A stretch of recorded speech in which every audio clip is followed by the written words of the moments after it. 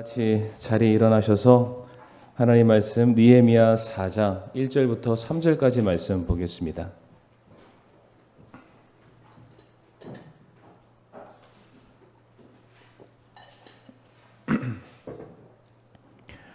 느헤미야 4장 1절부터 3절까지 말씀 한 절씩 교독을 하겠습니다. 그러나 산발랏이 우리가 성벽을 건축한다는 것을 듣고는 노하고 크게 분개하며 유대인들을 조롱하고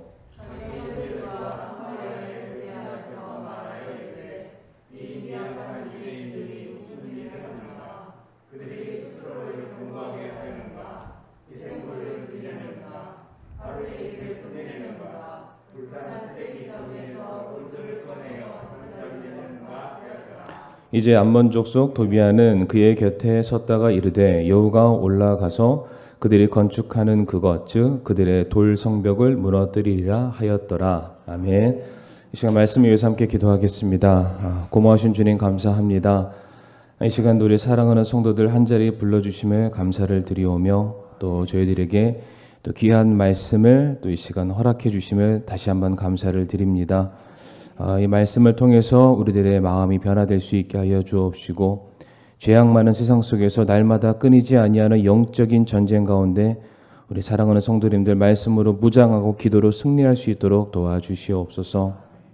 특별히 우리 또 윤영아 자매님의 기도의 부탁처럼 우리 이상준 형제 그리고 우리 로에미 자매 정말 하나님의 뜻 안에서 두 사람이 믿음 안에 바로 설 수 있게 하여 주옵시고 예수 그리스도를 구주로 영접할 수 있게 하여 주셔서 하나님 믿음의 가정으로 세워지는 은혜가 있도록 도와주시옵소서. 이 예배의 시간을 온전히 주님의 손에 의탁드려올 때에 모든 말씀 살아계신 예수님의 이름으로 기도를 드립니다. 아멘. 오늘은 느헤미야 4장 1절부터 3절까지 말씀을 통해서 사탄이 공격하는 이유라는 제목을 함께 말씀을 나누기를 원합니다. 오늘은 사탄이 공격하는 이유라는 제목으로 말씀을 드리고요.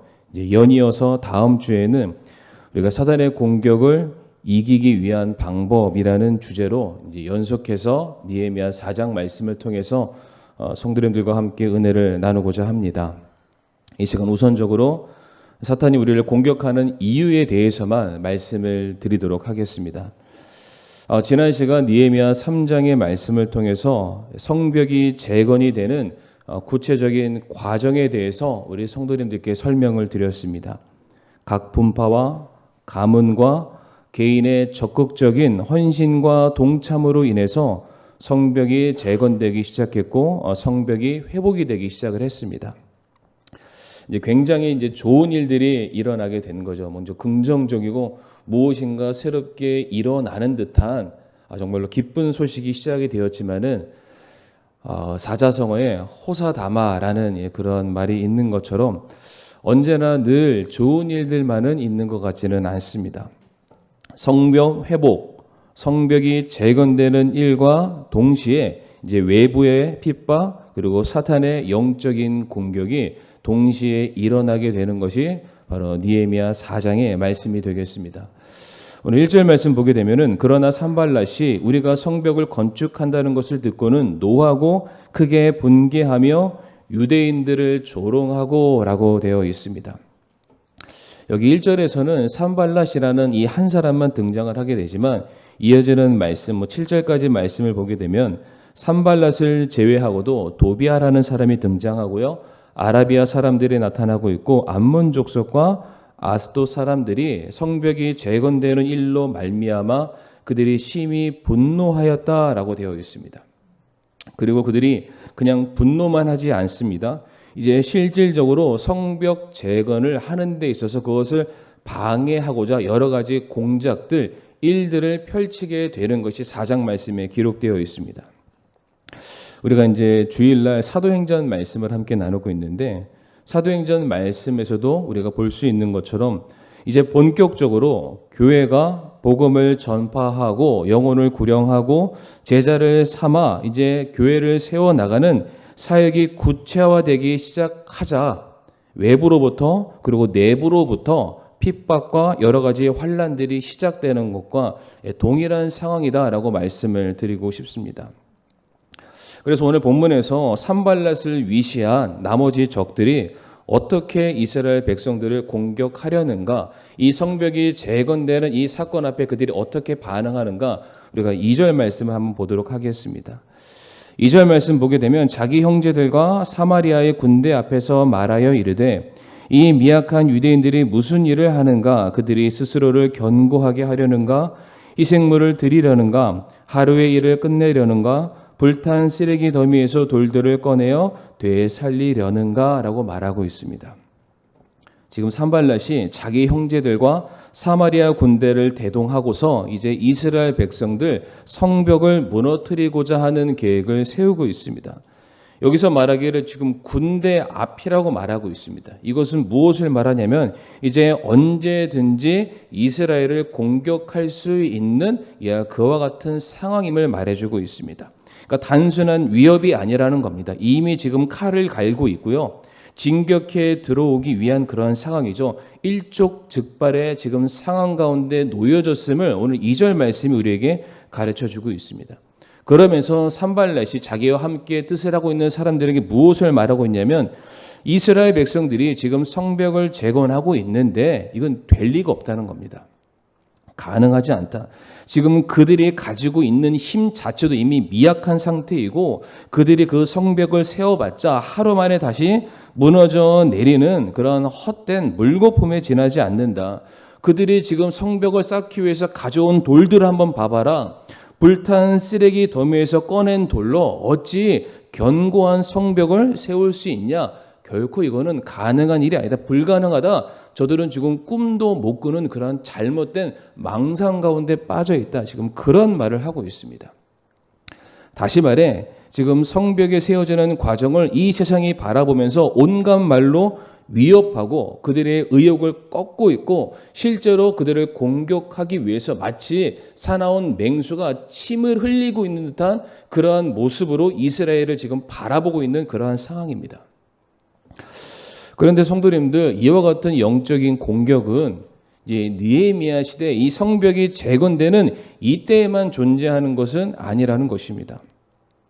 오늘 우리들의 삶에도 성도님들 동일한 영적인 공격, 사단의 위협은 동일하게 존재하고 있습니다.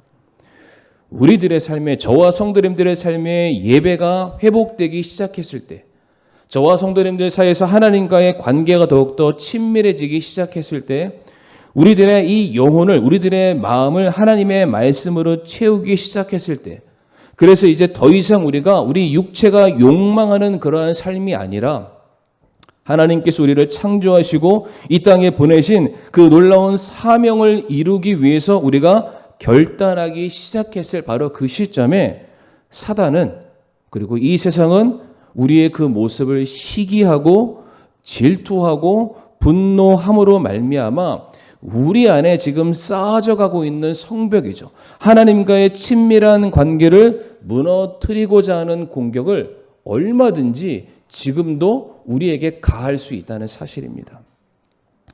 그런데 이와 같은 영적인 공격에 대해서 예수님께서는 이미 공생의 사역 당시 이미 우리들에게 경고하는 것처럼 말씀을 하셨습니다.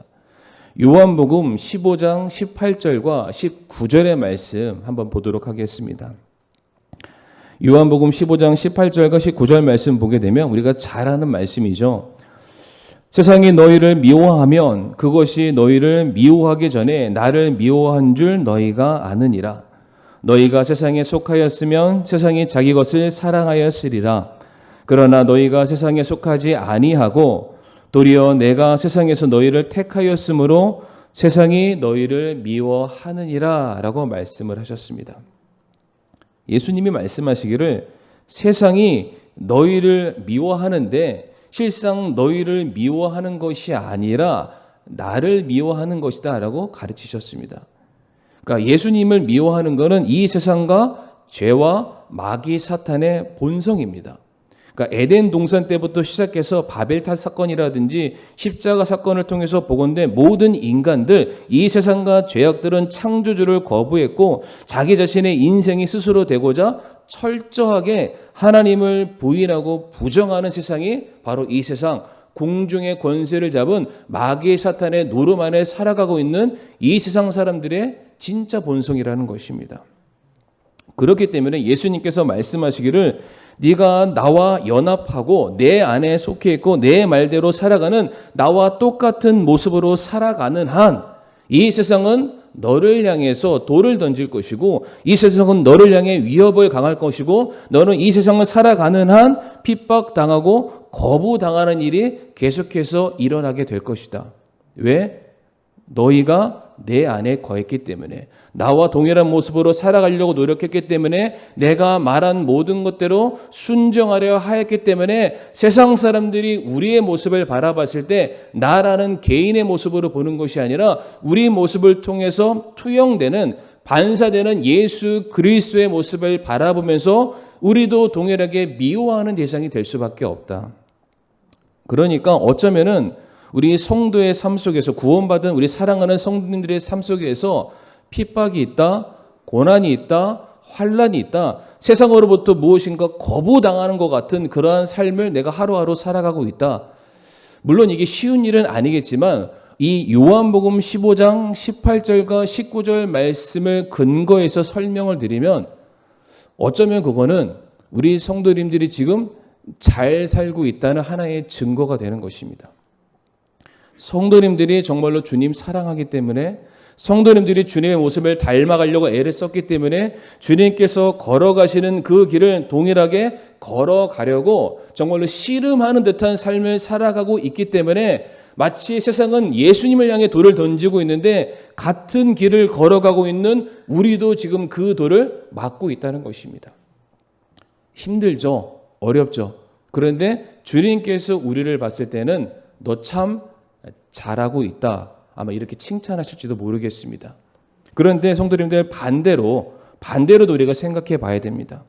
우리가 이 세상을 살되 핍박을 받기는커녕 환대를 받고 사람들이 우리를 환영하고요. 우리와 손을 잡고 있고 우리가 무엇인가 이 세상으로부터 인정을 받고 있고 내가 그리스도인이라는 이름은 정체성을 가지고 살아감에도 불구하고 이 세상을 살아가는데 아무런 어려움이 없다. 우리는 이것을 복받았다라고 생각할 수도 있습니다.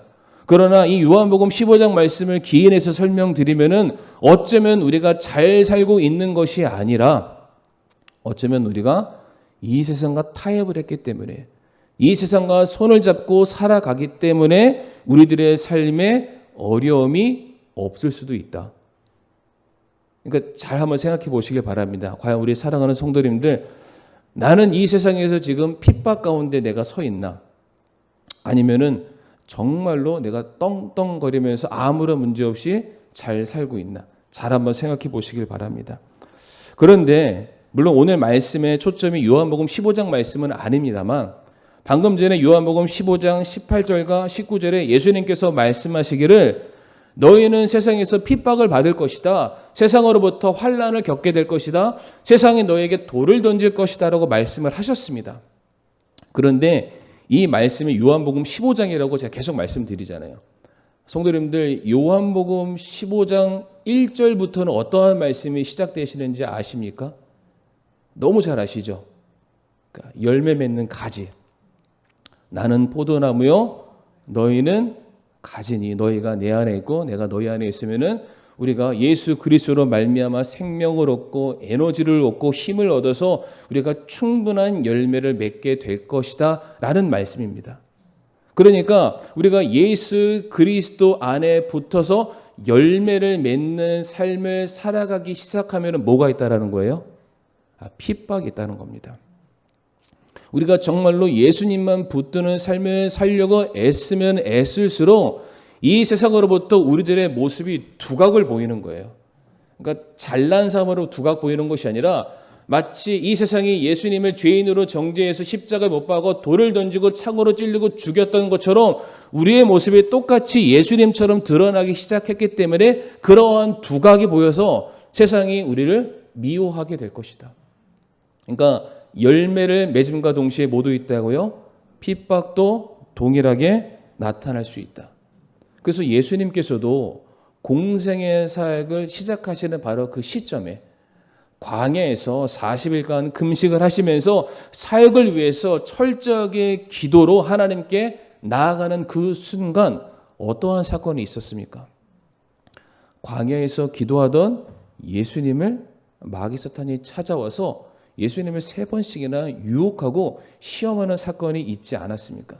그러니까 하나님께 나아가면 나아가려 할수록 그것을 막아서는 또 다른 반대적인 세력, 영적인 전쟁이 얼마든지 벌어질 수 있다는 것입니다. 그러니까 오늘 본문 말씀, 이제 결론적이기도 하지만은 이스라엘 백성들이 성벽을 쌓는 좋은 일이 일어났지만 그와 동시에 어떤 일이 일어났냐면은 그 세워지는 성벽을 무너뜨리고자 하는 영적인 방해 공작, 사단의 공격이 일어나게 되는데 오늘 설교 제목이 사단이 공격하는 이유잖아요. 왜 사단이 우리를 공격할까요, 성도님들? 제가 한번 질문 한번 던져보겠습니다. 왜 사단이 우리를 공격할까요? 제가 충분한 힌트를 앞에 다 드렸죠. 왜 공격할까요? 우리가 열매를 맺을까 봐.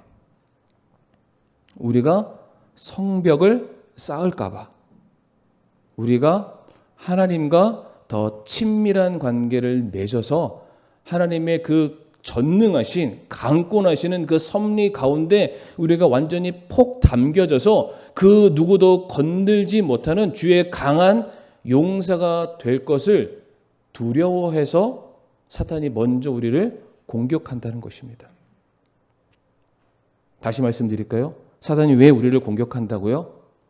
여기 계신 성도님들이 사단도 못 건드리는 주님께서 완전히 사용하시는 하나님의 거룩한 종이요 백성이 되는 그 꼴을 못 보니까, 그렇게 해서는 이 사람, 이 영혼, 이 가정 못 흔드니까 빨리 그렇게 되기 전에 무너뜨리려고 공격을 한다는 것입니다.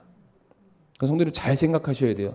그러니까 내가 단순히 뭘 잘못했으니까 하나님께서 아이 모르겠다, 너 한번 혼나봐라, 얘다 하고 사단한테 던지는 게 아니라 사단이 저희들을 바라보면서 우리가 정말로 예수님 모습 닮아가는 것을 못 보니까, 그렇게 되면은 자기가 함부로 못하니까 빨리라도 그렇게 못하도록 자기가 두려워지기 전에 우리가 먼저 사탄을 두려워하게 만들기 위해서 우리를 공격한다는 것입니다. 제가 그 이유를 지금 2절 말씀에 산발랏이 이스라엘 백성들에게 했던 그 말들을 통해서 4가지 이유를 말씀을 드리겠습니다. 첫 번째로 2절 말씀 보게 되면 산발랏이 이렇게 말을 시작하죠. 그들이 스스로를 견고하게 하려는가라고 말하고 있습니다. 지금부터 말씀드리는 모든 것들은 성도님들 역설적인 의미로 받아들여 주시길 바랍니다. 이게 무엇을 의미하냐면은 국가의 재건을 의미하는 말입니다. 국가의 재건. 성도님들, 성벽이 재건되면 어떤 일이 일어날까요? 이제 백성들이 안전하게 보호를 받을 수 있는 장벽이 생깁니다. 그러면은 당연히 자연스럽게 백성들은 밖에가 아니라 이제 성벽 안으로 들어와서 살 수밖에 없습니다. 흩어졌던 백성들이 다시 한 곳으로 모이게 되었을 때 어떤 일이 일어나게 되냐면은 잃어버렸던, 없어졌던, 사라졌던 나라와 국가로서의 기능이 다시 회복됩니다. 그 국가의 기반을 이루고 있는 땅이, 지경이 딱 정해졌잖아요. 그 안에 사람이 살기 시작하잖아요. 그러면은 국가로서, 나라로서의 기능이 회복이 됩니다. 이렇게 다시 하나님의 백성들이 모이게 되면 또다시 무엇이 회복이 되냐면은 성전, 즉 하나님의 말씀을 중심으로 한 백성들의 모임이 또다시 시작이 될 수가 있습니다. 다시 말해 그동안 중단되었던 하나님의 통치와 하나님의 다스리심이 다시금 시작될 수 있는 기본 베이스가 마련이 된다는 것입니다. 그리고 하나님의 통치가 다시 시작이 된다는 것은 단순히 하나님이 왕이라는 그 왕자 위에만 계시는 것이 아니라 이제 그 왕자에 계신 하나님께서 자기 백성들을 바라보시면서 그들을 보호하시고 그들을 다스리시고 그들의 필요를 채우시는 그 모든 백성들 가운데 풍족한 은혜가 부어지는 역사가 동일하게 이루어지게 됩니다. 그래서 이 성벽 안에 살게 되는 사람들은 이제 더 이상 어떠한 삶을 안 살게 되냐면은 노예로서의 삶을 살지 않게 됩니다.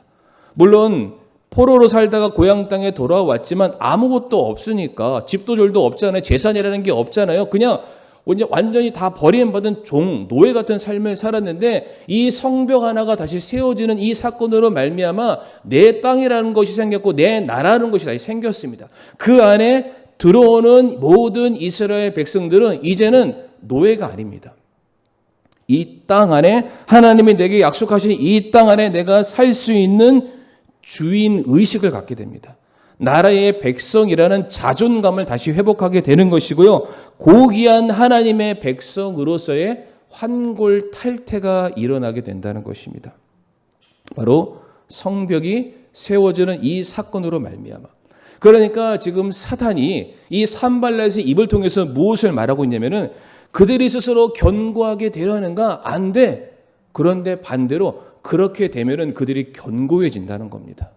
하나님의 백성으로서 완벽하게 구별된다는 것입니다. 그렇게 되면은 자기가 함부로 그 성벽 넘어서 그 안에 살고 있는 이스라엘 백성들을 공격할 수 있는 그런 기회가 다 사라지니까 제발 그렇게 하지 마. 지금 그러한 차원에서 역설적인 의미로 지금 말하고 있는 것입니다.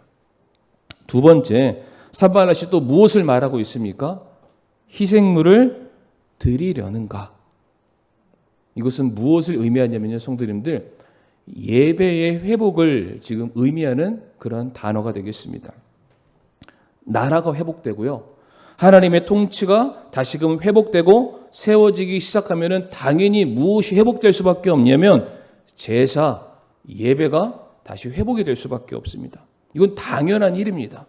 나라의 주인 되시는 하나님께 백성들이 함께 모여서 해야 될 것이 무엇입니까? 경배와 예배와 제사밖에 없습니다. 내 생명을 보호하시고 내 모든 주권을 다스리시고 내 모든 필요를 채워주시는 하나님 앞에 이스라엘 백성들이 할 수 있는 것은 단 하나, 내 모든 것이 하나님의 것입니다. 내 삶의 주인은 오직 아버지 나의 왕 한 분이십니다. 그것을 보여드리는 그 신앙의 고백의 행위가 제사요 예배일 수밖에 없습니다. 그러니까 이 성벽이 세워지는 건 성도님들 돌덩어리 몇 개 세워서 건축하는 이러한 차원을 말하는 것이 아니라 예배가 회복된다는 것입니다. 희생 제사를 드리는 그 일들을 통해서 모든 사람들이 이제는 하나님 앞에 죄의 문제를 알게 되고요. 감사의 문제를 알게 되고 자기의 인생의 문제를 아뢰는 일들이 매일의 삶 속에서 일어나게 됩니다. 그러니까 이 일들을 통해서 결국에는 무엇이 회복되냐? 하나님과의 친밀한 관계가 회복이 됩니다. 예배라는 이 친밀한 끈을 통해서 하나님과 이스라엘 백성들이 완전히 하나가 되어서 이 밑에 있는 피조물들이 하나님을 높여드리니까 하나님께서 영광 가운데 자신이 소유한 모든 권능과 축복을 자기 백성들에게 내려주는 시간이 바로 예배의 시간을 통해서 일어나게 되는 것이죠. 그러니까 지금 이 광경을 누가 눈꼴 실어서 못 봅니까? 그러니까 사단이 이거를 눈 뜨고는 못 보는 거예요. 자기 눈에 흙이 들어갈지언정 이걸 못 보니까 두려운 거예요. 이스라엘 백성들이 하나님을 찬양하고 하나님께서 그 찬양을 받으시는 그 순간 자기 백성을 존귀하게 하시는 그 모습을 보기 싫으니까 두려우니까 너희가 희생물을 드릴 수나 있어? 반대죠. 희생물을 드리게 될 수도 있다. 성벽이 재건되는 이 사건을 통해서 사탄의 두려운 마음을 우리들에게 보여주고 있는 것입니다. 세 번째, 산발랏을 통해서 사단이 무엇을 말하고 있습니까? 하루에 일을 끝내려는가. 성도님, 이 말은 우리가 조금 이제 해석을 해야 되는데 이 말이 하루 만에 이 엄청난 과업을 이룰 수 있다고 이 뜻이 아닙니다. 성도님들. 이게 뭐냐면 여기서 하루라는 이 단어가 히브리어로는 하욤이라고 읽습니다. 그런데 이 뜻이 하루, 그러니까 day, 24시간의 하루를 의미하기도 하지만은 또 다른 뜻이 무엇이냐면은 낮, 아침을 의미하는 단어도 있습니다. 그러니까 이것을 하루 만에 이 일을 끝내려느냐도 해석이 가능하지만은 지금 대낮에 이 일을 하겠다고 말도 안 돼 이렇게도 해석이 가능합니다. 그러니까 지금 이것이 무엇을 말해주냐면 이제 이스라엘 백성들이 더 이상 노예가 아니잖아요. 하나님의 백성으로서 주인의식을 가진 거룩한 주님의 군사로서 그들의 위신이 바뀌게 되었잖아요. 그러니까 예전까지는 노예 근성처럼 먹고 사는 일에만 그들이 치중했습니다. 세상이 내게 하라는 일만 하고 그 일에 맞춰서 일을 하면 먹을 것을 주니까 그냥 내 배나 채우고 내 가족들이나 챙기는 오로지 내 육신만을 위해서 내 가정만을 위해서 살아왔던 이스라엘 백성들이 성벽이 세워지고 예배가 회복되면서 나라는 사람의 정체성과 존재 가치를 새롭게 깨닫게 되죠. 그러면서 무엇을 알게 되냐면은 야, 그래. 나는 더 이상 먹고 사는 일에 연연하는 사람이 아니다. 이 음지 같은 세상 속에서 그냥 똑같이 죽어가는 저 죄인들처럼 살아가는 그 인생이 아니다. 하늘에 계신 나의 아버지는 내 피로 내가 무엇을 먹을지, 무엇을 마실지, 무엇을 입을지 지금도 고민하고 있는 내 마음의 모든 생각을 다 아시는 나의 아버지 되시는 하나님이시다. 그 하나님께서 내 모든 필요를 다 채우실 텐데 그러면 내가 해야 될 일이 무엇이냐? 지금 당장 나에게 가장 중요한 일은 아버지의 왕국을 세우는 일과 그분의 의를 드러내는 일이 나에게 있어서 가장 우선순위다. 이 내게 주어지는 하루라는 인생 가운데 하나님께서 내게 힘을 주시고 어떠한 삶을 주시고 내게 목적한 주신 모든 것들을 내가 이루는데 내 모든 삶을 내가 다 드려야지 라는 삶의 우선순위가 완전히 바뀌게 된다는 것을 지금 말해주고 있습니다. 그러니까 지금 사단이 무엇을 두려워합니까? 예전 같았으면은 그냥 돈 준대, 뭐 해준대, 너 인정해준대, 조금 더 잘 사는데 성공한데 그런 것만 있으면 눈이 딱 뒤집혀서 글로 도망갔었는데 글로 달려갔는데 하나님의 백성들이 성전이 회복되고 예배가 회복되자마자 어떠한 역사가 일어나냐면은 완전 가치관이 변하는 겁니다. 생각이 바뀌는 거죠. 무엇이 더 중요하고 무엇이 덜 중요한지를 아는 사람으로 바뀌게 되었다는 것입니다. 그게 두렵다라는 겁니다. 옛날에 그렇게 무지몽매했는데 이제는 지혜롭기까지 하네. 이제는 무엇이 더 중요한지 알고 무엇이 더 영원히 남는 것인 줄 아는 사람이 되었네. 제발 그렇게 안 됐으면 좋겠다. 그러한 마음에 두려운 마음에 지금 말을 하고 있다는 것입니다. 네 번째, 뭐라고 말하고 있습니까? 불탄 쓰레기 더미에서 돌들을 꺼내어 되살리려는가. 성도님들, 이 말은 이스라엘 백성들이 이제 포로에서 막 귀환했기 때문에 돈이 없어서 굴러다니는 돌을 성벽의 재료로 쓴다는 그러한 말이 아닙니다. 성도님들, 제가 맨날 뭐 성지순례 가보셨냐 저도 딱 한 번 가놓고는 굉장히 말을 많이 하는데 성지순례 가보시면 예루살렘 성전에 꼭 가시잖아요. 그런데 우리가 사진에서 보는 거 그리고 지금 가서 보는 예루살렘 성전은 예수님 당시 때의 성전이 아닙니다. 그러니까 뭐냐면 다윗의 성전이 있고요. 다윗과 솔로몬의 시대의 성전이 있고요. 그것이 무너지고 그 위에 히스기야 성전이 있고요. 그것이 또 무너지고 로마 시대 때 헤롯 성전이 있고 그것이 또 무너지고 역사를 살펴보게 되면은 약 15세기경에 오스만 투르크라는 제국이 또 그 자리를 점령하고 거기에 자기들의 양식으로 또 성을 쌓아 올리게 됩니다. 그러니까 실제 예수님 당시 때 걸어가셨던 길과 예수님 당시 때 세워졌던 그 성벽의 흔적을 보려면은 그 예루살렘 성전 밑에 지하를 들어가면은 실제 그 흔적들이 남아있는 장소가 있습니다. 그래서 굉장히 신실한 랍비들은 우리가 신문이나 뉴스를 보게 되면 통곡의 벽에서 기도하는 사람들 많잖아요. 근데 좀 더 신실한 사람들은 비용을 들이고 어떻게 순서를 뽑아서 그 지하로 들어갑니다. 지하로 들어가서 실제 예수님께서 걸어가셨던 그때의 흔적과 자국이 남아있는 그곳에 내려갑니다. 그래서 거기에서 기도하는 사람들도 있다고 합니다.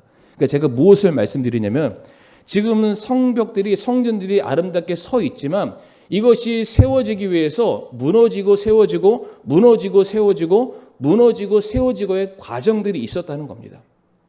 그런데 지금 또다시 성벽을 재건할 때 어떠한 돌을 쓴다는 거예요? 불탄 돌. 원래 세워져 있었던 성벽과 성전의 재료였는데 그 전쟁으로 말미암아 심판으로 말미암아 무너졌던 그 돌을 다시 써서 성벽의 재료로 쓴다는 것은 성도님들 이거는 과거의 영광을 회복하겠다는 겁니다. 그러니까 더 이상 나라는 사람이 추구하는 내 인생에 바벨탑을 쌓아가는 그런 삶이 아니라 원래 하나님께서 다스리셨던 이스라엘, 원래 하나님께서 왕으로서 통치하던 그때 내가 하나님의 자녀여 백성으로서 하나님의 존귀 여기고 찬양하고 그분을 섬겼었던 그때 하나님께서 축복하시는 그 가운데 세워졌었던 우리들의 신앙의 정성과 얼과 어떠한 마음이 깃들어져 있는 그때로 돌아가겠다는 뜻입니다. 그러니까 지금 사단이 봤을 때는 지금 어떠한 마음이 들까요? 지금 자기는 분명히 공중의 권세 잡은 자인 줄 알았는데 이 땅에 구원받은 하나님의 백성들이 이 땅에서 하나님의 왕국, 그분의 성전, 그분을 예배하기 위한 장소를 한 마음과 한 뜻이 되어서 지금 뚝딱뚝딱 짓고 있는 거예요. 그러니까 건축의 행위만을 하는 것이 아니라 실제 그곳에서 예배를 드리고자 하는 신앙의 회복의 모습이 그 안에서 지금 넘쳐 흐르고 있는 것입니다. 그것을 보고 두려웠던 겁니다. 감당하지 못하겠다는 거죠. 그래서 이 성벽이 다 지어지기 전에 빨리 그들을 흐트러뜨려야 되겠다. 왜? 이 성벽이 다 지어지고 나면 그 안에 성전의 기능이 또다시 회복되게 될 것이고 성전의 주인이신 하나님께서 자리를 잡게 될 것이고 사랑하는 모든 백성들이 그분을 찬양하고 존귀 여기며 더 이상 죄에 대해서 나 몰라라던 그 사람들이 죄에 대해서 경각심을 가지고 회개하고 제사를 드리고 내 모든 것들을 통해 자복하는 그러한 일들이 일어나게 될 것을, 완벽한 하나님의 나라가 임하게 될 것을 두려워했기 때문에 막고 싶었다는 겁니다. 그러니까 제가 계속해서 이것을 말씀드리는 이유가 무엇이냐면 사단이 우리를 시험할 수가 있습니다. 영적인 공격이 우리들의 삶에 얼마든지 나타날 수가 있습니다. 그런데 성도님들, 우리가 그 시험에 그냥 쉽게 무너져서는 안 된다는 겁니다. 어려우니까, 힘드니까 뭐 예배 좀 빠지고 기도 좀 잠깐 쉬고 좀 세상과 타협하고 손잡고 어떻게 되겠지, 이러한 마음으로 했다가는요, 성도님들, 누구가 원하는 대로 되는 거예요? 지금 사탄이 원하는 대로 되는 겁니다. 우리의 견고한 성벽을 무너뜨리고자 하는, 하나님과 예배 관계 회복되는 것을 방해하려고 하는, 우리들의 우선순위와 영적인 가치를 완전히 무너뜨리고자 하는 사단의 모든 공격들이 영적인 공격 앞에서 쉽사리 무너지는 우리들에게 그냥 이 파도처럼 다 밀려오게 된다는 것입니다. 그런데 그럼에도 불구하고 바로 그때에 우리는 우리 해야 될 일을 해야 된다는 겁니다. 힘들더라도 이스라엘 백성들이 이제 다음에 살펴보겠지만은 이와 같은 상황 속에서 뭘 했냐면은 한 손에는 성벽을 쌓기 위한 도를 들고 다른 한 손에는 적들을 막기 위한 무기를 들고 24시간 쉬지 않고 계속해서 차곡차곡 그들이 성벽을 쌓아갑니다. 하나님께서 각 사람들에게 그들의 능력과 그들의 재능과 형편에 맞게 허락하신 그 일들, 내게 주어진 신앙의 삶을 꿋꿋이 걸어가게 되었다는 겁니다. 그랬을 때 이스라엘 백성들의 삶이 어떠한 역사가 일어나게 됩니까? 52일 만에 성벽이 재건이 되었습니다. 성벽이 재건되었을 때 바로 그 성벽 앞에서 이스라엘 백성들이 뭘 한 줄 아시죠? 하나님의 말씀을 듣습니다. 그리고 말씀대로 살기로 결단을 하게 되는 놀라운 축복이 일어나게 되었다는 것입니다. 이스라엘 백성들이 이 산발랏의 시험 앞에 두려워서 도망쳤다면 오늘날의 그 예루살렘의 성벽과 성전은 존재하지 않을 수도 있습니다. 그러나 그 시험 앞에 알았던 거예요. 내가 이 시험을 견디고 이기고 내게 주어진 사명에 여전히 오늘도 예배 자리를 지키고 내가 해야 될 기도를 하고 여전히 하나님을 내 구원의 유일한 소망의 분으로 붙들고 나아가기만 한다면 하나님께서 나를 정말 축복하실 것이고 나를 견고하게 하실 것이고 나를 귀하게 사용하실 것이다. 성도님들, 우리가 당면하고 있는 어려움은 각기 다 다릅니다. 뭐 그거 하나하나 다 들면서 이거는 이렇고 이건 저렇고요. 제가 그런 상담가는 아닙니다. 그렇게 할 수 있을 만한 능력도 없습니다. 그러나 분명한 것은 어떠한 시험이 되었든지 간에 우리가 그 가운데서 내가 하나님의 자녀라는 것, 하나님께서 나를 이 땅에 보내셨고 나를 통해서 이루실 그 일들이 있다는 것을 우리가 기억하고 그 자리를 지킬 수만 있다면, 신앙의 한 걸음을 나아갈 수만 있다면 성도님들의 삶에 하나님의 놀라우신 축복과 역사가 임하게 될 것을 믿으시는 저와 성도님들이 되기를 간절히 바랍니다. 이 시간 함께 머리 숙여 기도하겠습니다.